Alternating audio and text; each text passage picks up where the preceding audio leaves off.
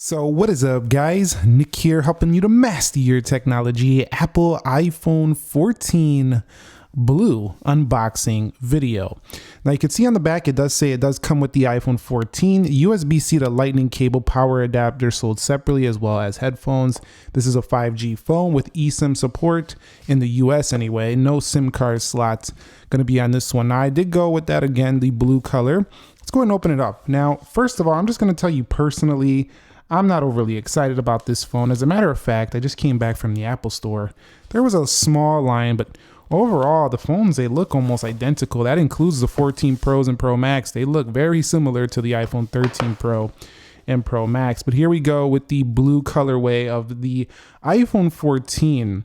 And you can see right away, it's giving me those Sierra blue kind of vibes right here. So I think I actually have one of those around. Give me 1 second and I'll show you what I mean by this. It's kind of a little bit like less light than the colorway that we seen on the blue of last year, which was a little bit more baby blue. You can see kind of giving me those Sierra blue vibes here with the iPhone 14 on this color anyway. What do you guys think of this one so far? But taking it off to the side, you'll see we do have the antenna band right there. We do have a power button in the same location. We'll peel that back, turn it on. And I can tell you right away, right out of the gate, it feels like the same exact phone as this one right here, the iPhone 13. So if you are looking for a better deal in terms of the price points, you'll probably enjoy getting that $100 savings on the iPhone 13. But I'm going to go ahead and talk more about that later. Let's talk specifically about this one. Let me set this up and I'll be right back. All right, so we're in that phone right there. You can see it does come with a Lightning to USB-C cable, but if you want your own power brick, that's going to come separate. I will tell you that Apple is really not kidding when they say these boxes are thin. I was able to fit this box in my pocket. That's something you could definitely not do before on some of the older iPhone boxes. They definitely thin these down. But you can see, I mean, they did that on the 13 as well. You get an Apple sticker and it says, you no longer need a physical SIM card. Activate your eSIM during iPhone setup. And they'll tell you how to activate it here at apple.com/eSIM. A lot of people are annoyed by this. I've been practicing already with my older phone, so I kind of know how to do this already. If you guys need to see a video how to activate eSIM, let me know down below. I'll consider making that, but it's going to be a little bit difficult because every carrier has a slightly different app and how they want you to go ahead and confirm activation. But one of the big concerns is with no SIM card slot, is it easy to switch between phones? And it actually is quite easy. You just have to keep like confirming that you're switching on the app, and it's a little bit annoying. It's a couple more steps. It's not as good as having a SIM card slot though to just easily swap out. You can see there's no SIM card slot here on the 14, but overall it's not horrible.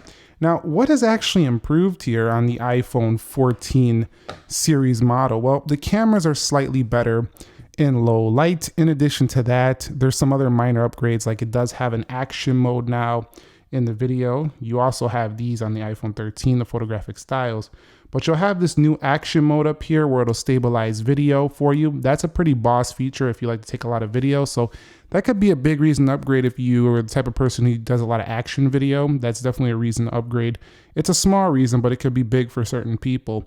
This also does still feature the Apple A15 Bionic. So it's literally the same chipset that you're going to find in the 13. What annoys me a little bit though with the iPhone 14 so far is just it has that 60 hertz display. It just seems like, come on Apple, you could have threw a 90 hertz on here.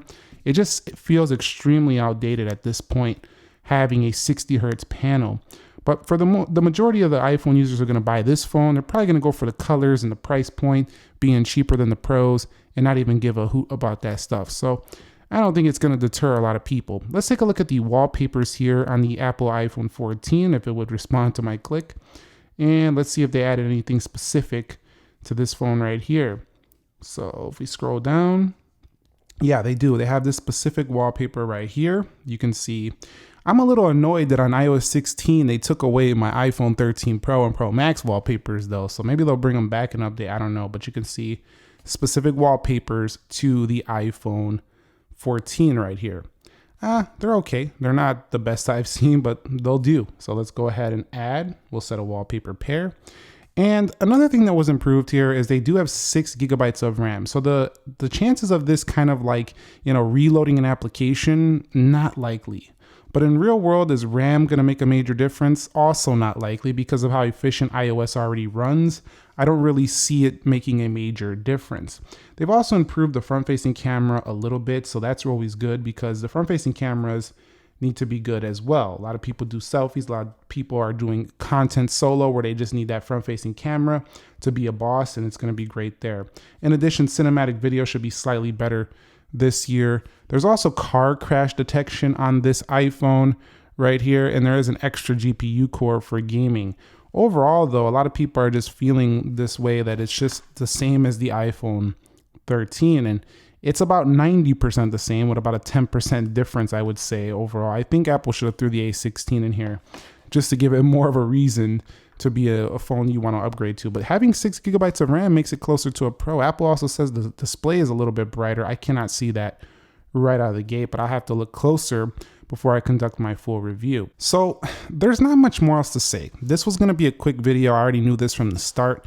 I mean, we basically covered all the new upgrades. What do you guys think of the iPhone 14 so far? I can tell you that it's probably the most boring one of the upgrades this year, but I'm coming from the reviewer's perspective. I've reviewed a lot of iPhones. I've had the opportunity, the blessings, and I've been fortunate enough to go ahead and try out iPhones each year. I thank God for that, and I thank all of you for your support to allow me to continue making video guides on which ones to buy for you all. But I gotta say, ever since the iPhone 11, I really don't feel like they've done much in the way of upgrading these phones. It just doesn't. 60 hertz, right? iPhone 12, here we go. 60 hertz once again. They literally took the cameras and just turned them sideways, squared off the edges a little, and it's like the same. It's like every year, the same. If it's not broke, don't fix it. But if it's not broke, why even upgrade it? Why not just keep an iPhone around for a couple years, kind of like they do with the iPad series? I just don't see the point in creating a new phone if it's not going to be, you know, a nice new update or a nice change in feel, how it looks, how it performs, things like that. So overall, I mean, I'll look at the camera. I know it's going to be a little bit better. You can even see the lenses look slightly, maybe, it's hard to tell, but maybe slightly bigger. Yeah, those circles look slightly bigger, but nothing big to speak of. There might be a slight difference in weight, but overall, I mean, I just saved $100 and get the iPhone 13. And if you want to save even more, go with the iPhone 12. Although the iPhone 12 is not my favorite because the battery life doesn't compete with the iPhone 13. iPhone 13 is looking like a sweet deal with the new 14 though. Overall though, I do want to say that the iPhone 14, I'm not going to just come from this reviewer's perspective that, oh, I've tried all these iPhones. I can see into the perspective of somebody who's coming from a much older iPhone like the 11 or the 10 or even a smaller iPhone like an SE. This is going to be a beautiful update if you do have those phones. Let's just eliminate talking about those. If you do have anything that's older iPhone, or you're coming from a cheaper Android phone, this is a great option. It's definitely up to date. It's got some nice colors. To me, they're not as exciting as the pink color of last year and the green color.